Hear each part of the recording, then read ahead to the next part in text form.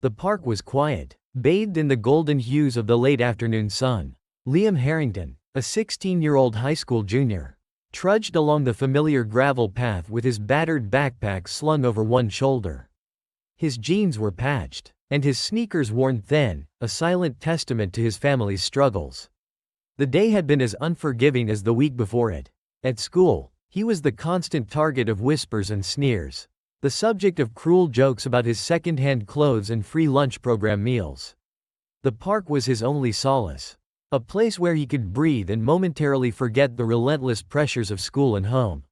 His escape route wound through the thick canopy of oak trees and the laughter of children playing on swings. It wasn't unusual for him to take the long way home. It gave him time to think, to dream of a life where he wasn't constantly reminded of what he lacked. But this time, something unusual caught his eye. On a bench near the duck pond, a leather handbag sat unattended. It was elegant, clearly expensive, and wildly out of place in the otherwise modest neighborhood park. Liam hesitated. His first instinct was to walk away. Whatever trouble this bag could bring wasn't worth his involvement. He'd seen enough accusations and assumptions to know how quickly situations could spiral, especially for someone like him. Yet, curiosity got the better of him. What if the owner came back, frantic and distraught? What if they were already looking for it? Against his better judgment, he approached cautiously, glancing around to see if anyone was watching. The park seemed almost eerily empty, except for the distant chatter of a mother and her toddler near the swings. "Don't do it," he muttered under his breath, but his hands reached out anyway. Inside the bag was a jumble of items, a wallet, a small notebook, a set of keys, and, oddly enough, a photograph tucked carefully into the side pocket. The photo caught his attention immediately.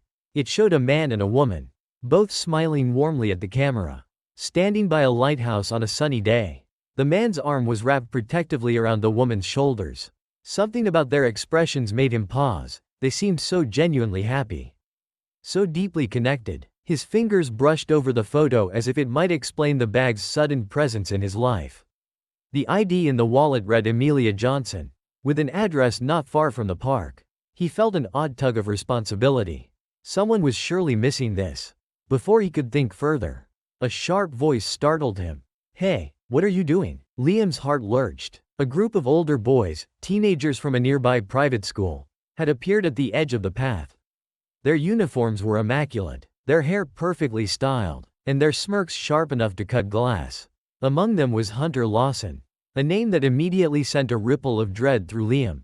Hunter's reputation preceded him. He was rich, entitled, and had a particular knack for humiliating others, especially kids like Liam. "That's not yours," Hunter sneered, stepping forward, trying to steal it. "Harrington?" Liam's grip tightened on the bag. "I wasn't stealing. I was." "Save it," another boy cut him off, stepping closer. "You've got the bag. What else are we supposed to think?" The accusation stung, but Liam kept his voice steady.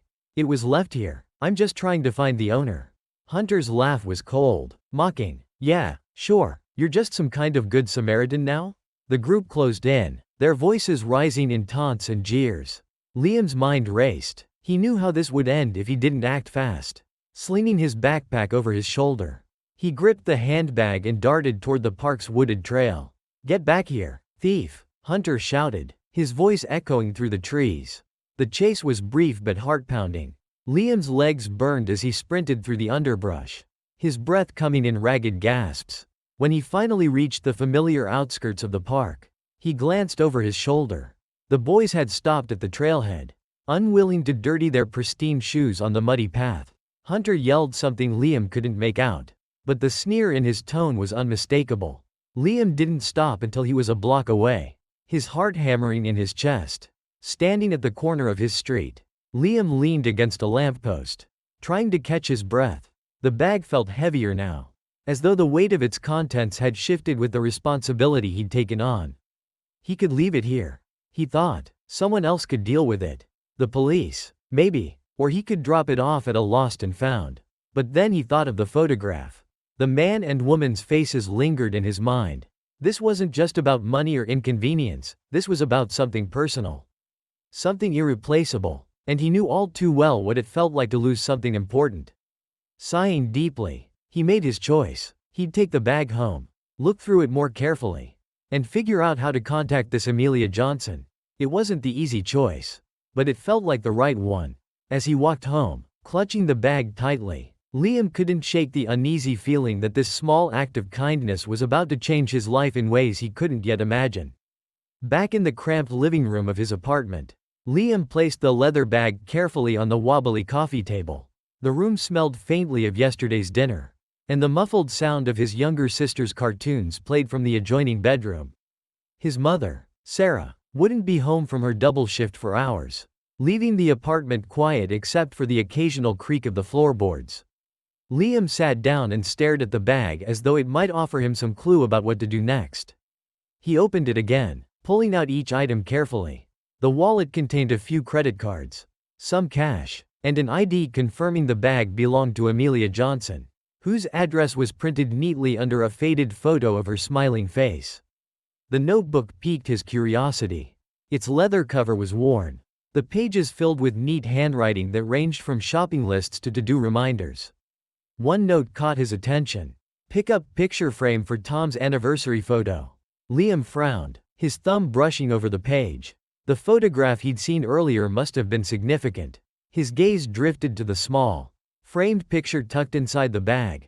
It showed the same woman, Amelia, but now beside a man who looked slightly older than her, his graying hair and gentle smile giving him an air of quiet wisdom.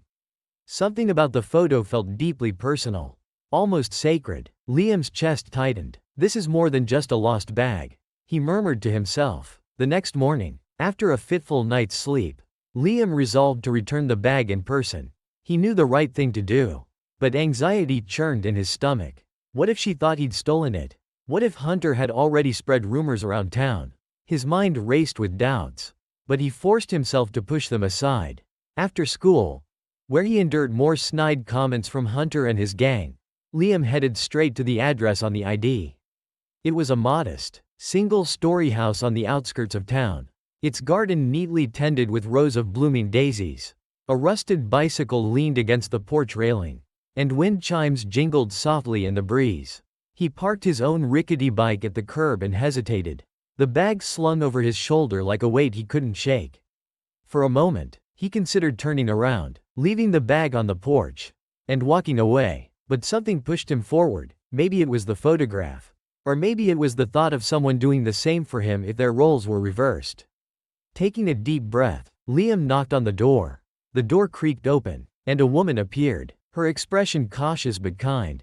Her dark brown hair was streaked with gray, and her blue eyes scanned him curiously. Yes? Can I help you? Hi. Liam began awkwardly, shifting the bag in his hands. Are you Amelia Johnson? Her eyes widened slightly, and she nodded. Yes, I am. Why? I found this, he said, holding out the bag. In the park yesterday. It looked important, so I thought I should return it. Amelia stared at the bag for a moment, her hand flying to her mouth as her expression softened into one of astonishment. She reached out tentatively, her fingers brushing over the leather as though she couldn't believe it was real. Oh my goodness, she breathed. You found this? I thought it was gone forever. It was on a bench. Liam explained. There was a picture inside, and I thought it might mean something to you. Her face crumpled with emotion as she opened the bag and pulled out the photograph. Tears filled her eyes as she clutched the frame to her chest. This is my husband, Tom. He passed away 2 years ago. This photo is the only one I have from our last vacation together. Liam shifted uncomfortably, unsure of what to say. I'm sorry for your loss, he offered quietly. Amelia looked up at him, her tears glistening but her smile warm. You don't know what this means to me. Thank you, truly. She invited him inside for a cup of tea, which he accepted after some hesitation. Her home was cozy, filled with books, family photos, and the smell of freshly baked cookies. As they sat at the small kitchen table, Amelia asked questions about him, her interest genuine. Do your parents know you're out here being a hero? She teased lightly, her smile softening the words. Liam shrugged. It's just my mom. She's working right now. I just wanted to do the right thing. That says a lot about you, Amelia replied, studying him closely. Not everyone would have bothered. Liam found himself opening up about school, his dreams of becoming an engineer, and the challenges he faced as a teenager from a struggling family. He didn't mean to say so much, but Amelia listened without judgment, her eyes kind and understanding. When it was time to leave, Amelia walked him to the door, clutching the photograph tightly. "Thank you again, Liam," she said, her voice thick with gratitude. "You've given me back something I thought I'd lost forever. I don't know how to repay you." "You don't have to," Liam replied honestly. "I'm just glad I could help." As Liam pedaled home, he felt lighter, as though he'd done something not just right but deeply meaningful. What he didn't realize was that his small act of kindness had set into motion events that would soon change his life, and the lives of others, in ways he couldn't yet imagine. In her kitchen, Amelia sat down with her cup of tea, staring at the photograph in her hands. She thought about Liam's worn clothes, his shy but determined demeanor, and the spark of potential she saw in him. A seed of an idea began to take root in her mind. She might not be able to bring Tom back, but she could honor his memory by helping someone who reminded her of him, a young man with a good heart, a bright mind, and the courage to do what was right even when it wasn't easy. Amelia picked up the phone and began making calls the next morning. Liam woke up to the sound of his mom, Sarah, gently shaking him awake. "Liam, you're going to be late for school," she said, her voice laced with exhaustion. The dark circles under her eyes told him she'd worked late again. He mumbled something incoherent and sat up, rubbing his face. His thoughts drifted briefly to the previous day and his visit to Amelia Johnson's house. For the first time in a while, he felt he'd done something meaningful. As he sat at the small kitchen table, eating a bowl of cereal, his younger sister, Ellie, skipped in, her mismatched socks peeking out from under her hand-me-down dress. "Mom said I get to bring cupcakes to school today," she announced, waving a plastic container filled with homemade treats. Liam smiled faintly. "Good for you. Squirt. Try not to eat them all before you get there." Ellie giggled and ran off to get her backpack. Sarah gave Liam a knowing look. "You should smile like that more often," she said softly. "Whatever's on your mind, I hope it's good." "It is," Liam replied, though he didn't elaborate. His family had enough to worry about without him unloading everything on them. By the time Liam arrived at school, the warm glow of the morning had begun to fade. As he walked down the crowded hallway, whispers and laughter followed him like a shadow. He caught snippets of conversations. "Did you hear? Harrington's been stealing stuff again. Probably sold it for lunch money." Liam clenched his fists but kept walking. He wasn't sure how word had spread, but he could guess. Hunter Lawson's smirk from across the hallway confirmed his suspicions.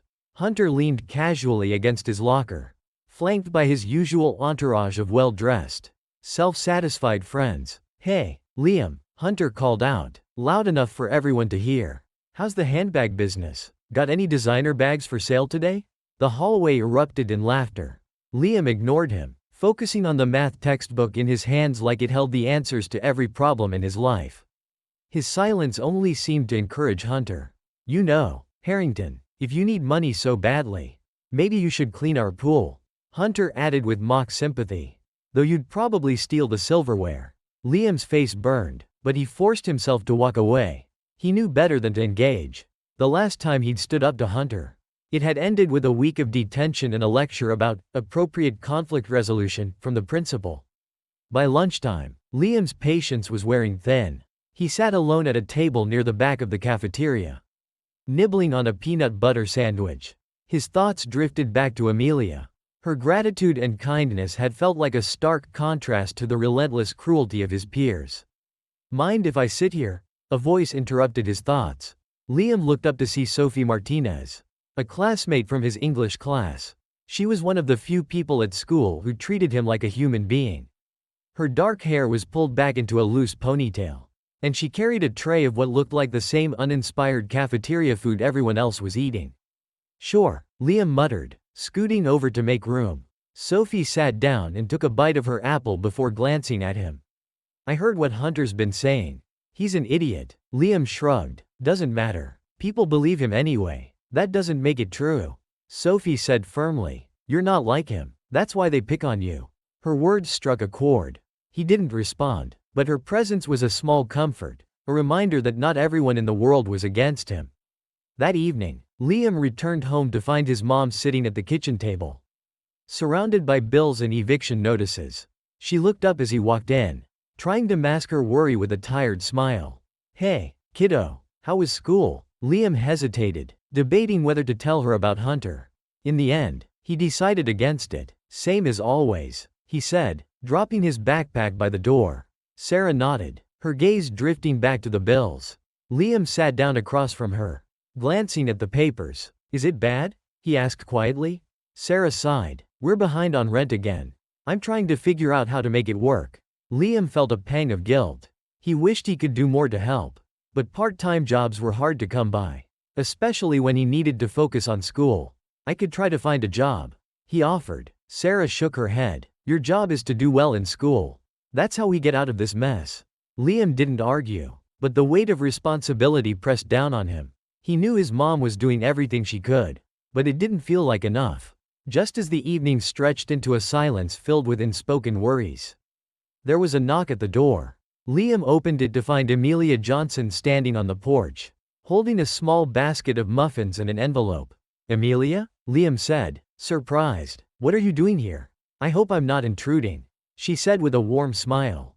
"I just wanted to say thank you again. And I wanted to give you this." She handed him the envelope. Inside was a handwritten note and a gift card to a local grocery store. Liam hesitated, unsure how to respond. "I can't." "You can," Amelia interrupted gently. "It's the least I can do. And if there's ever anything else I can help with, please let me know." Liam's mom appeared in the doorway, her expression a mixture of confusion and gratitude. "Thank you," Sarah said quietly. "This means more than you know." Amelia smiled, her gaze lingering on Liam. "Sometimes, a little kindness can go a long way." As she walked back to her car, Liam felt a flicker of something he hadn't felt in a long time: hope. He didn't know how, but he sensed that this small moment might be the beginning of something bigger. A week after Amelia's visit, Liam's life continued its usual pattern of school struggles and tense evenings at home. He had nearly forgotten about her offer to help, chalking it up to a kind gesture he wasn't sure she would act on. But one evening, as he sat at the kitchen table finishing his geometry homework, the phone rang. His mom answered, her expression shifting from polite curiosity to surprise. "Liam, it's for you," she said, holding out the receiver. "For me?" Liam rarely got calls. He took the phone, pressing it to his ear. "Hello, Liam, it's Amelia Johnson." Her voice was warm but purposeful. "I hope I'm not interrupting." No, not at all," he replied, straightening up. "Is everything okay?" "Everything's fine," she assured him. "I've been thinking about what you told me, about your interest in engineering and your challenges at school. I reached out to a few people I know, and I might have found some opportunities for you." Liam blinked, stunned. "Opportunities?" "Yes," Amelia said. "There's a local mentoring program run by an old friend of mine, Mr. Blake. He's a retired engineer who volunteers to teach students about practical applications in engineering. He agreed to meet with you if you're interested." Liam's heart raced. It felt too good to be true. "Are you serious?" "Of course," Amelia replied. "And there's more. I also spoke with a scholarship foundation in town.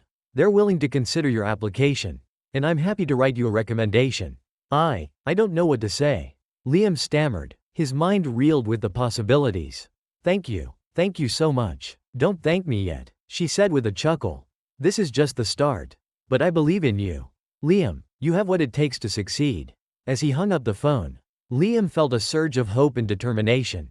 For the first time, he saw a glimmer of a future he could build for himself.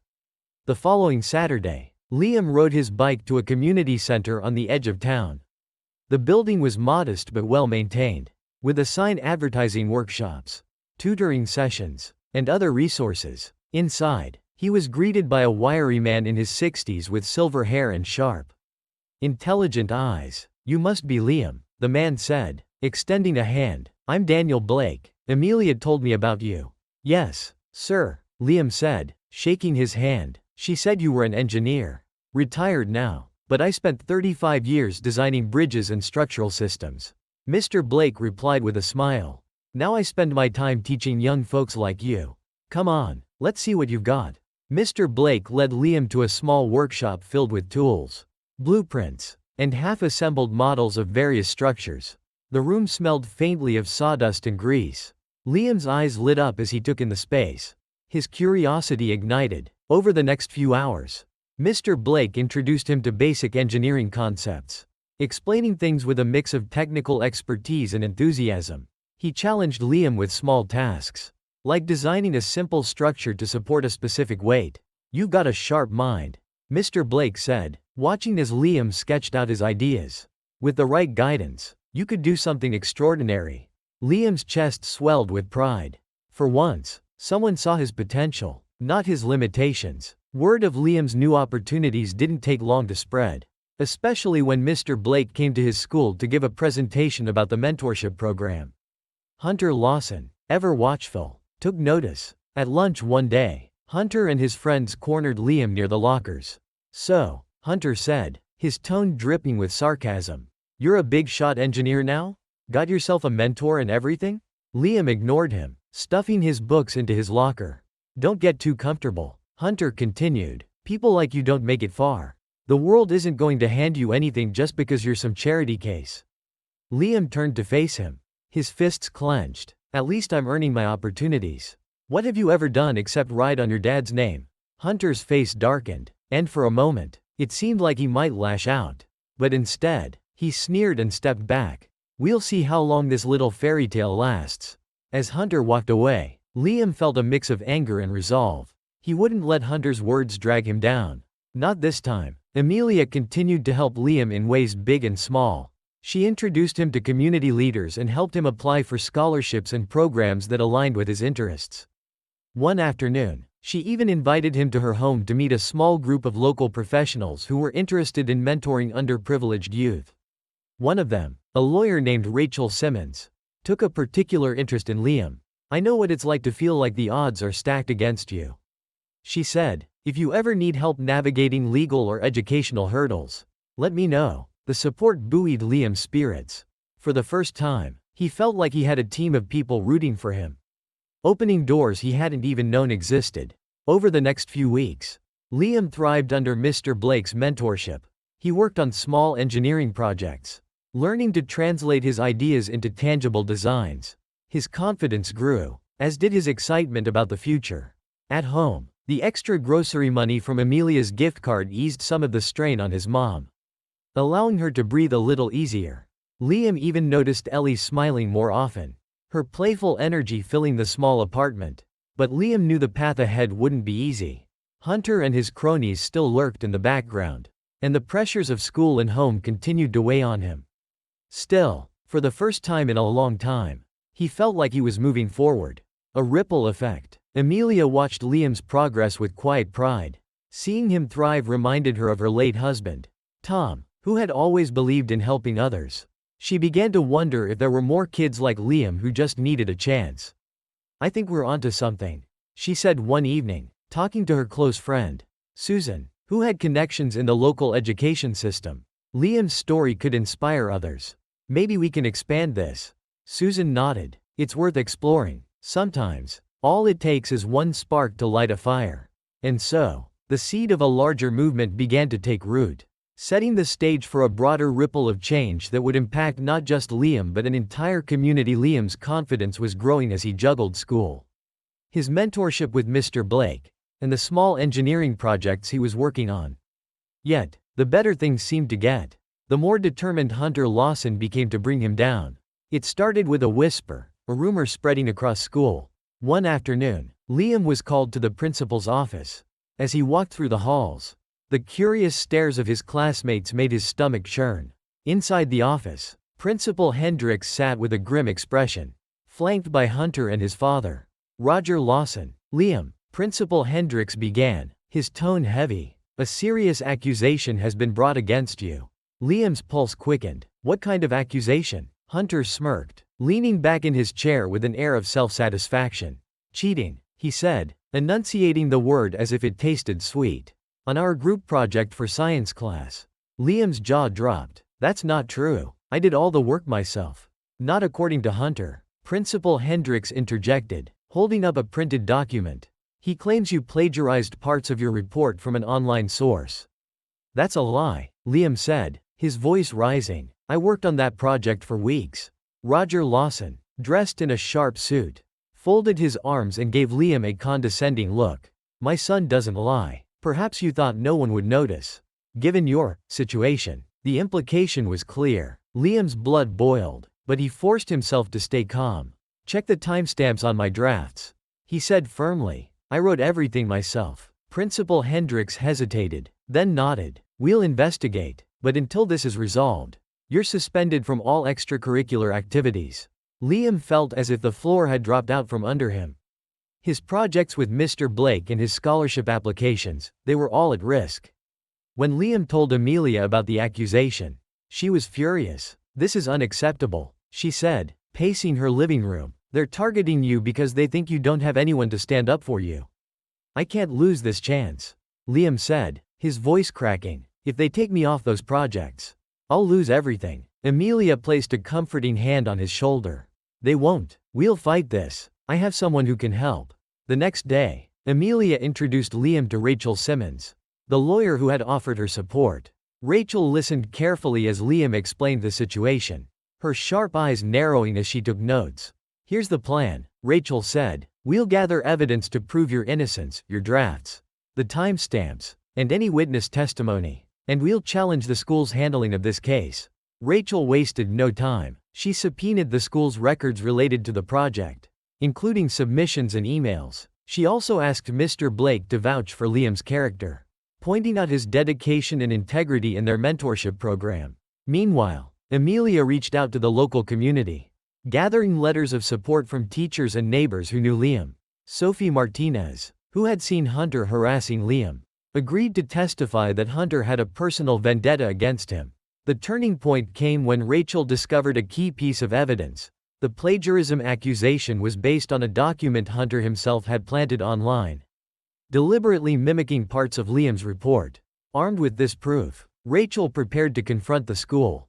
The school held a formal hearing to address the case, with a panel of administrators, teachers, and community members present. Liam sat at a table beside Rachel, feeling the weight of every eye in the room.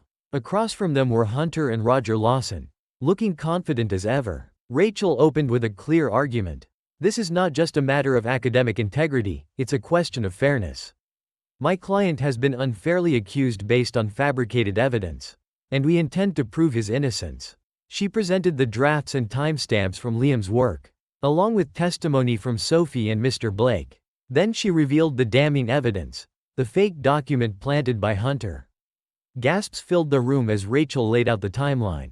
This document was uploaded the day after Liam submitted his project. It was deliberately created to mirror his work, with the intent to frame him.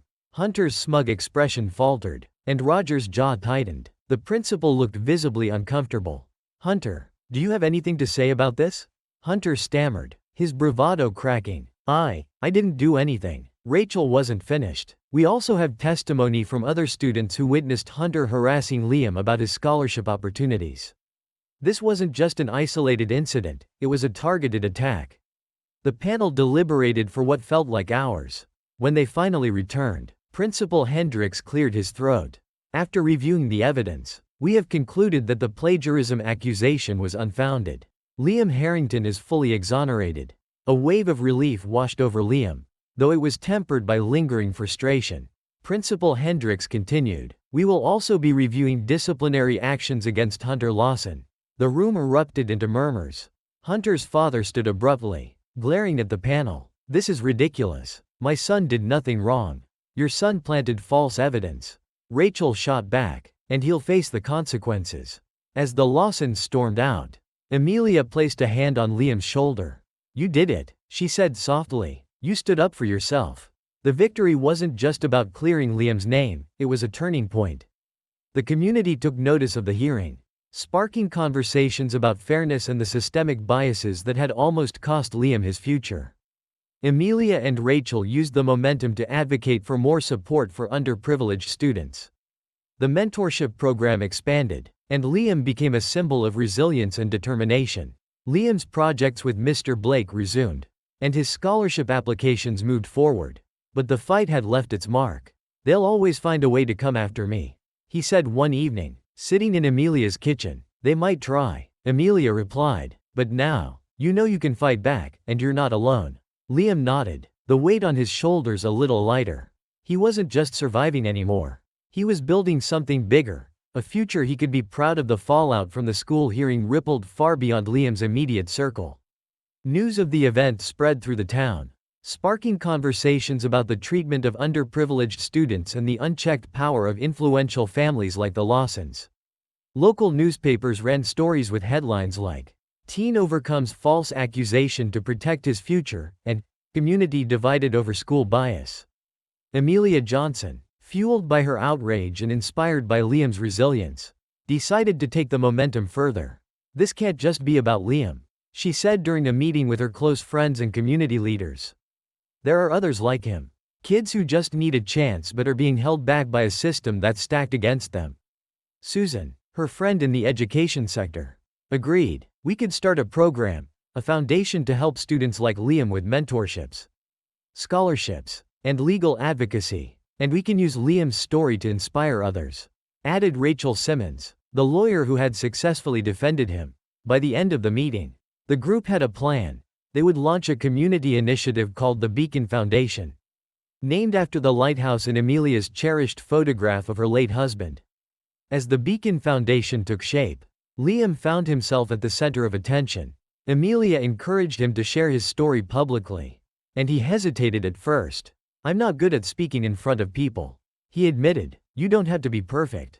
Amelia reassured him, "Just be honest. Your story matters." At the foundation's launch event, held at the community center, Liam stood nervously behind the podium. The room was packed with people, teachers, students, local business owners, and families. He spotted Sophie and Mr. Blake near the front, their encouraging smiles bolstering his confidence. Taking a deep breath, Liam began, "I never thought I'd be standing here, speaking to all of you. A few months ago, I was just a kid trying to get through school, hoping for something better, but then I was accused of something I didn't do, and I thought my future was over." He paused, scanning the room. "What I learned is that sometimes, when the world feels stacked against you, it's not enough to just keep your head down. You have to fight for what's right, and when you do, you find people who will stand with you." The audience erupted in applause.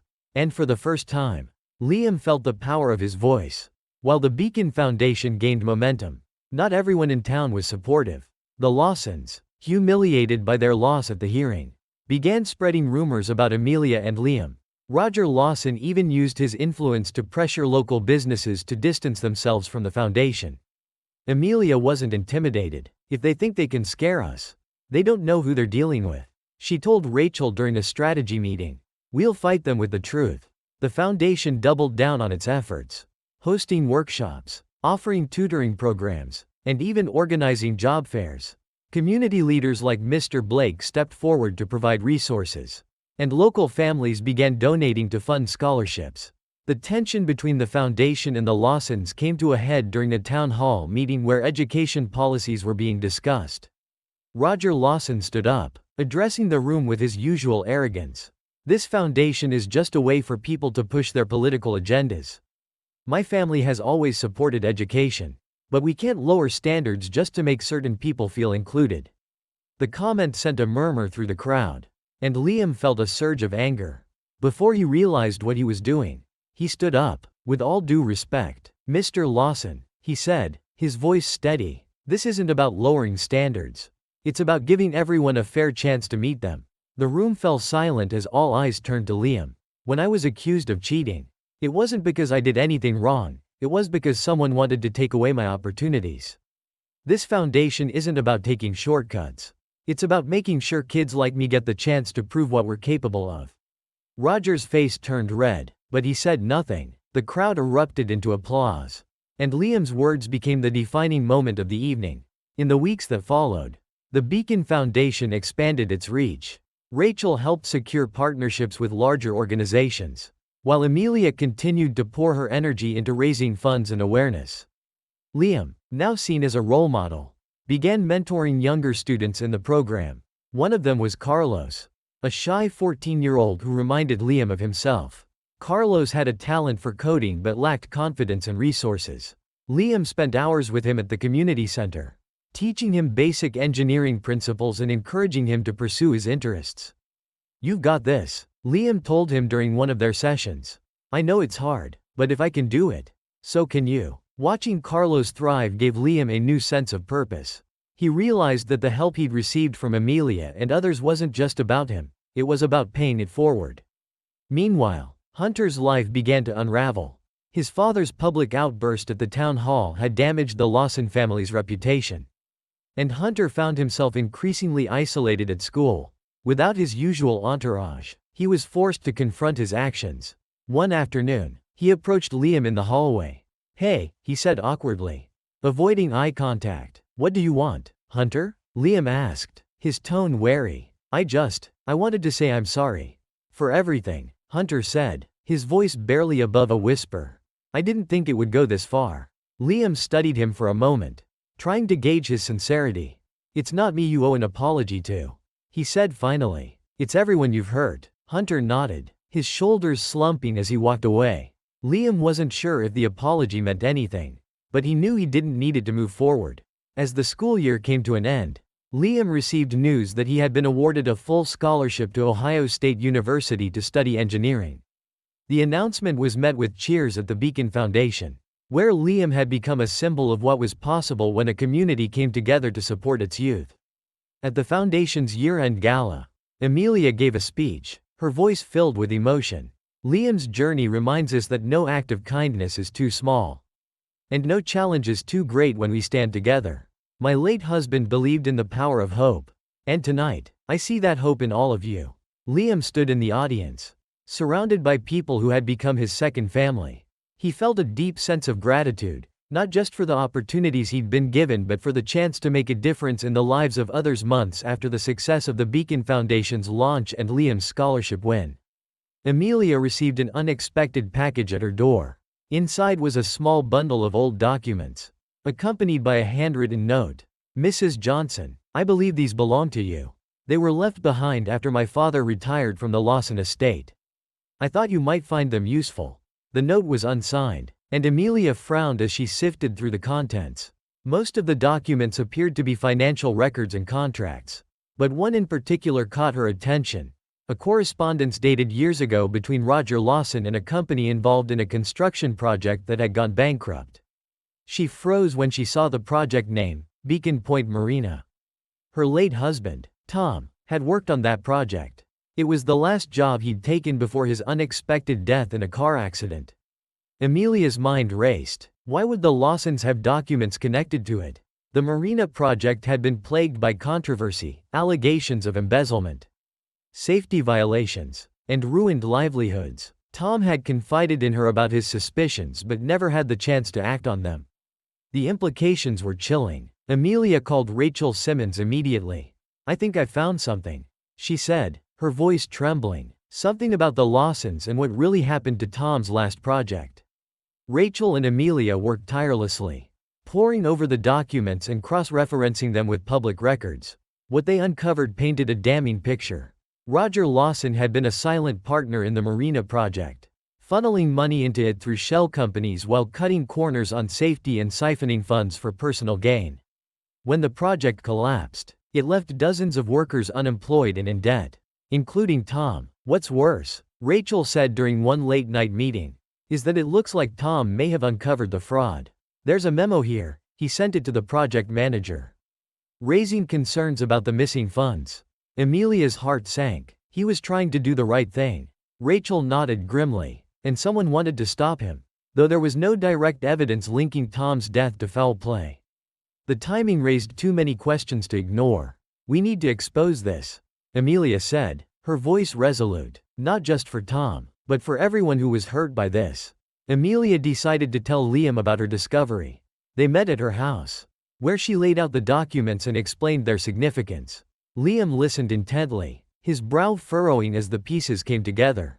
"They ruined his life," Liam said, anger simmering in his voice. "And they tried to ruin mine, too. It's not just about us," Amelia said. "This is about accountability. If we don't speak up, they'll keep doing this to others." "But what can we do?" Liam asked. "The Lawsons have money, power, and connections." "That's true," Rachel said, joining the conversation. "But we have something they don't, the truth. And now, thanks to these documents, we have the evidence to back it up." As Rachel prepared a legal case against Roger Lawson, the Lawsons caught wind of the investigation. Roger, furious at the potential fallout, attempted to discredit Amelia and Liam by hiring private investigators to dig into their pasts. Local media, influenced by Roger's connections, began publishing articles questioning the Beacon Foundation's motives, suggesting it was a ploy for Amelia to profit from her late husband's legacy. Liam faced renewed harassment at school, with Hunter spreading rumors that he and Amelia were frauds looking for attention. "You're nothing but a charity case," Hunter sneered one day, "and now everyone knows it." Liam, though hurt, refused to back down. "If we're frauds," he shot back, "why are you so scared of what we're finding?" The confrontation ended with Hunter storming off. But the tension in town continued to rise. Lines were drawn, with some supporting Amelia and Liam while others rallied behind the powerful Lawson family. In the midst of the chaos, a surprising ally stepped forward, a former accountant from the Marina project named Eleanor Price. She contacted Amelia after reading about the allegations in a local blog. "I knew something was wrong back then," Eleanor said during their first meeting. "I wanted to speak up, but I was scared. I had a family to protect." Eleanor provided critical information that corroborated the documents Amelia had uncovered. She also revealed a shocking detail. Roger Lawson had ordered key documents destroyed after the Marina project failed, including emails and financial records that could have proven the fraud. "I couldn't save everything," Eleanor admitted, tears in her eyes, "but I kept some records, just in case." Rachel reviewed the new evidence with mounting excitement. "This could be the smoking gun we've been looking for." As news of Eleanor's involvement spread, the community grew more polarized. Protests erupted outside Town Hall, with signs demanding justice for the workers harmed by the Marina project.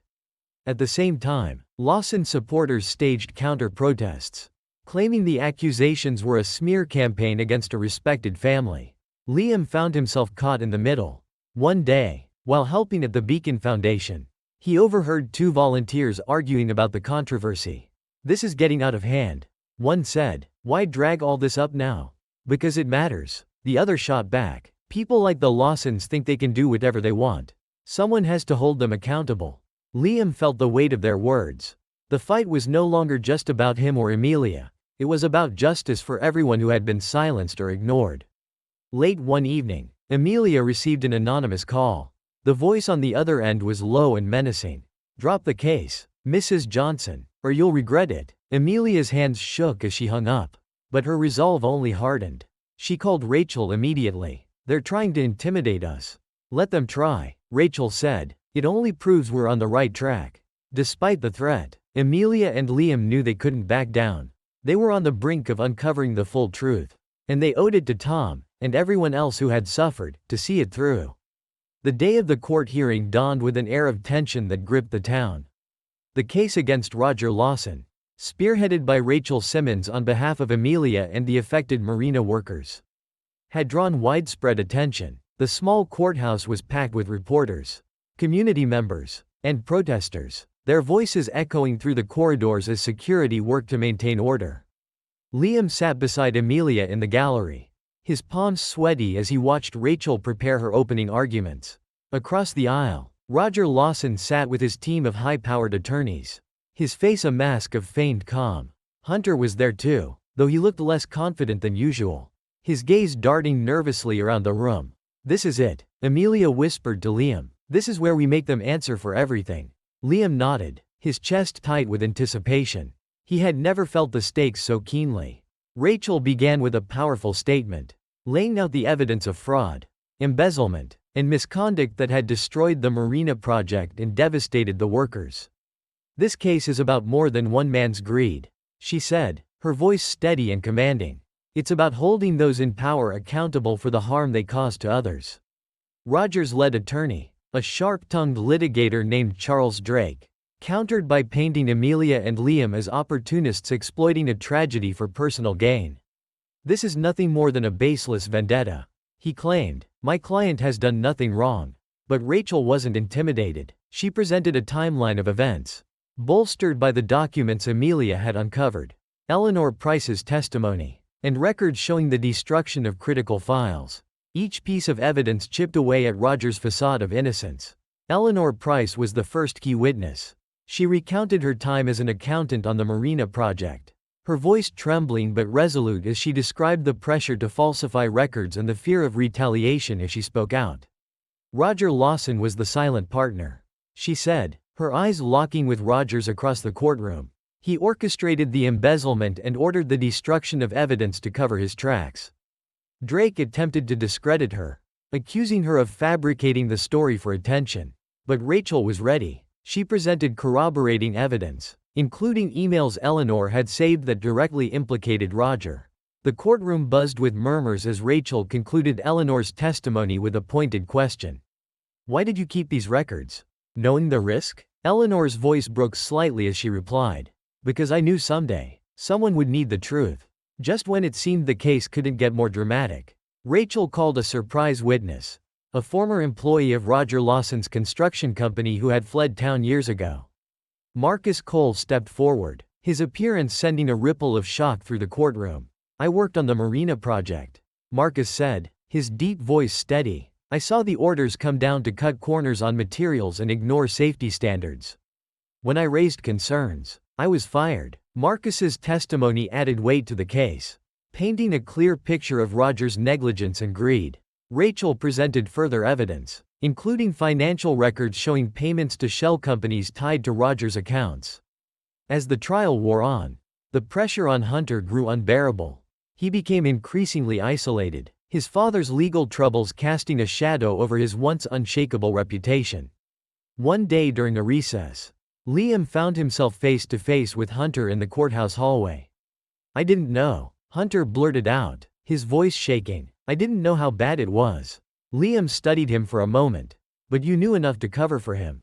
To make my life harder." Hunter's face crumpled. I thought he was just protecting our family.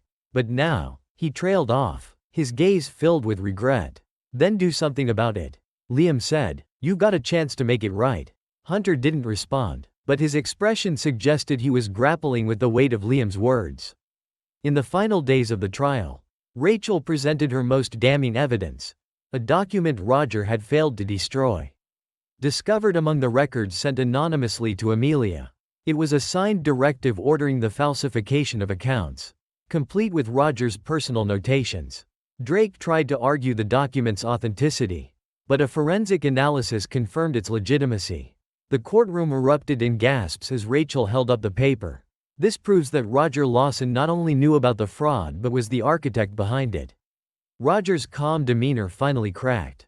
He leaned toward Drake, whispering furiously, but it was clear the case had shifted irreversibly.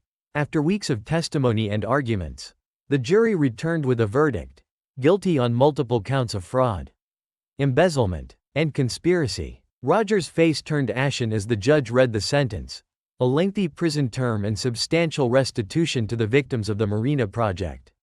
Amelia felt tears welling in her eyes as she gripped Liam's hand. "We did it," she whispered. "We brought him to justice." The courtroom erupted in applause, a rare display of emotion in such a solemn setting. Reporters clamored for statements as Roger was led away in handcuffs, his once powerful image now shattered. The trial's conclusion marked a turning point for the town. The Beacon Foundation received a surge of support, with donations pouring in to expand its programs. Liam, now a local hero, continued mentoring younger students while preparing for his first semester at Ohio State University. Hunter, though humbled by the ordeal, began volunteering at the foundation, hoping to rebuild his character and make amends. Amelia, standing in front of a crowd at a community event, reflected on the journey. "This isn't just a victory for my family," she said. "It's a victory for every person who has ever felt powerless in the face of injustice. Together, we proved that truth and perseverance can overcome even the greatest obstacles." The crowd erupted into applause, and Liam felt a deep sense of fulfillment. He had come a long way from the boy who had once doubted his place in the world.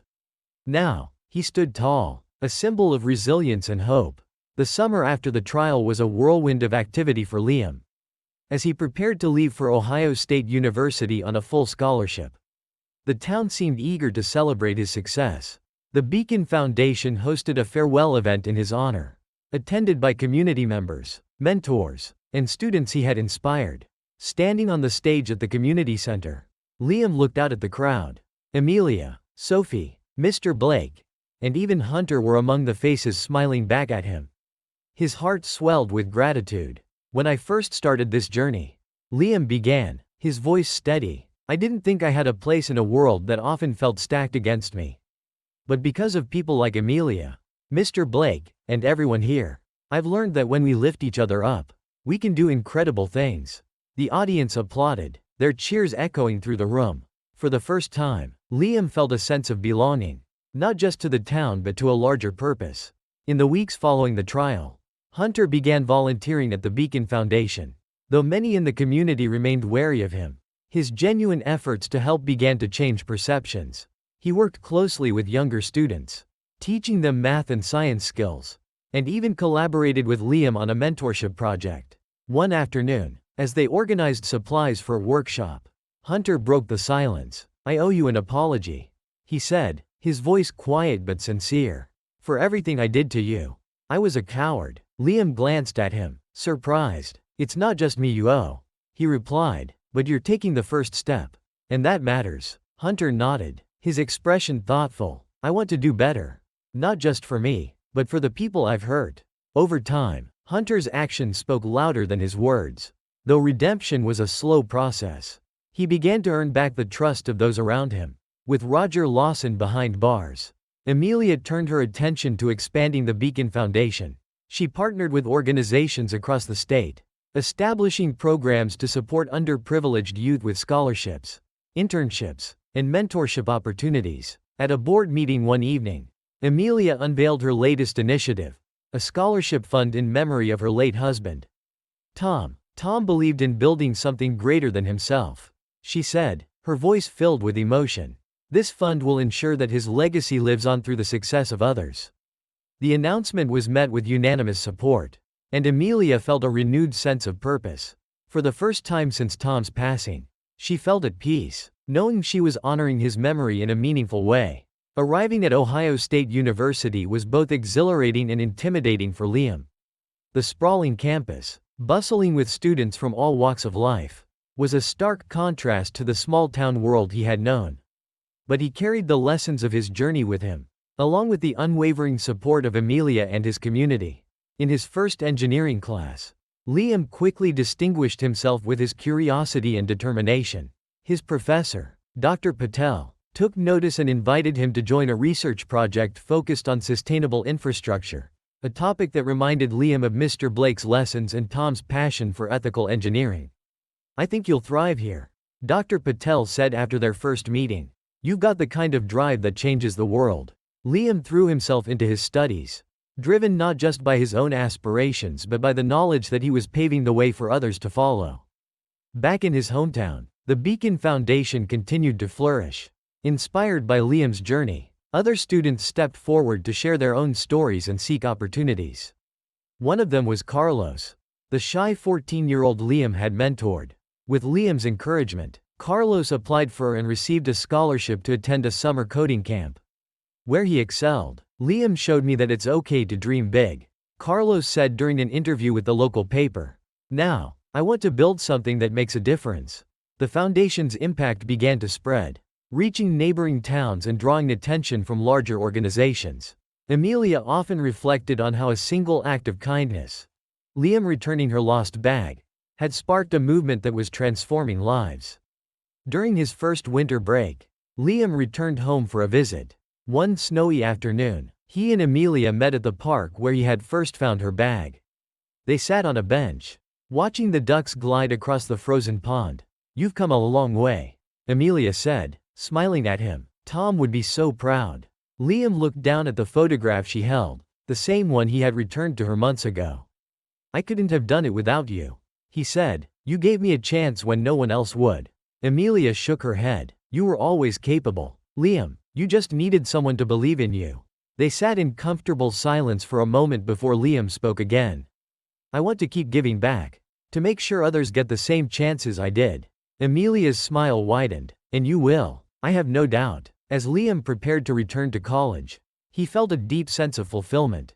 His journey had been filled with challenges, but it had also shown him the power of resilience, community, and kindness. He knew there was still much to achieve, but for the first time, he felt ready to face whatever lay ahead.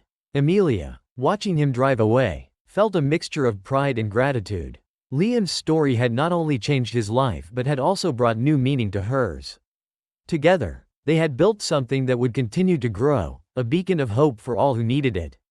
2 years after Liam began his studies at Ohio State University, his hometown gathered once again at the community center, this time for a celebration of the Beacon Foundation's continued success.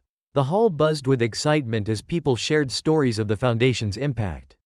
Amelia stood at the podium, her eyes scanning the room filled with students, mentors, and supporters. When we started this foundation, our goal was simple: to give every young person a chance to thrive.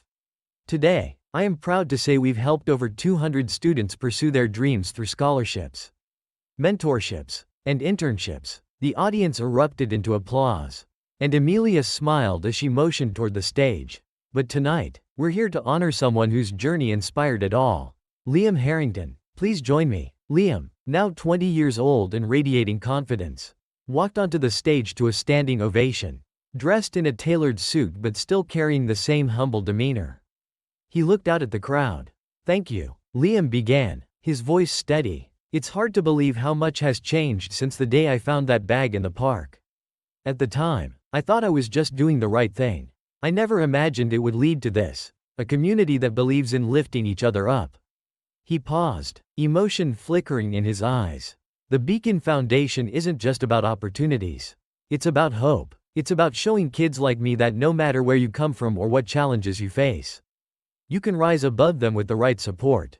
The crowd cheered as Amelia handed him a plaque commemorating his contributions to the foundation. "Liam, you've not only transformed your own life but inspired countless others. You'll always be a part of this family." In the crowd, Hunter Lawson watched the celebration with a mix of pride and humility. Over the past 2 years, he had worked tirelessly to prove he had changed. Volunteering at the Beacon Foundation had become more than just an act of penance, it had become a purpose. After the event, Hunter approached Liam. "You were great up there," he said, offering a genuine smile. Liam nodded, his expression thoughtful. "Thanks, Hunter, and thanks for sticking with the foundation. I know it hasn't been easy." Hunter shrugged. "It's worth it. You were right back then. I had a chance to do better, and I took it. I'm glad I did." The two shook hands, a silent acknowledgement of their shared growth. Later that evening, Amelia sat in her living room, flipping through a scrapbook filled with photos and articles documenting the Beacon Foundation's journey. Pictures of Liam, smiling students, and community events filled the pages. She lingered on a photo of her late husband, Tom, standing proudly in front of the Beacon Point Marina during its construction. "You'd be proud of what we've done, Tom," she whispered. "Your legacy lives on." Amelia felt a sense of peace she hadn't known in years. Though her grief for Tom would never fully fade, she had found purpose in honoring his memory and helping others. She thought of Liam and the countless lives the foundation had touched, and her heart swelled with gratitude. Back at Ohio State, Liam threw himself into his studies with renewed vigor. His work on sustainable engineering projects caught the attention of industry leaders, earning him an internship with a prominent firm in Chicago. But even as he looked toward the future, Liam remained committed to his roots. During a video call with Amelia, he shared his plans to return to his hometown after graduation. "I want to start a program that combines engineering and community service," he explained, "something that helps rebuild infrastructure in underserved areas while teaching kids valuable skills." Amelia's face lit up. "That sounds incredible. Liam, you've come so far, and I have no doubt you'll keep making a difference." One crisp autumn afternoon, Liam returned to the park where it all began. The bench where he had found Amelia's bag was still there, now adorned with a small plaque that read, "In memory of Tom Johnson, a builder of hope, whose legacy inspires us to uplift others." Liam sat down, reflecting on the journey that had brought him here. The challenges, the triumphs, the people who had believed in him, all of it had shaped him into the person he was today. As children played nearby and the wind rustled the trees, Liam felt a profound sense of peace. He had started with so little, but through resilience, kindness, and the support of others, He had built a future full of promise, not just for himself but for everyone who followed in his footsteps. Years later, the Beacon Foundation had grown into a statewide initiative, impacting thousands of students and communities.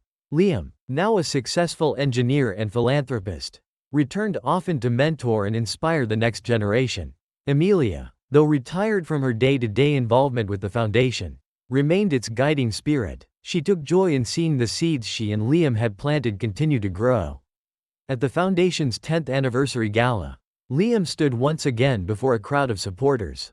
"This isn't just my story," he said, his voice filled with conviction. "It's all of ours. Together, we've proven that when we believe in each other, we can build a brighter future." The audience erupted into applause, their faces alight with hope. And so, the story of Liam, Amelia, and the Beacon Foundation became a testament to the power of community, resilience, and the enduring impact of one simple act of kindness.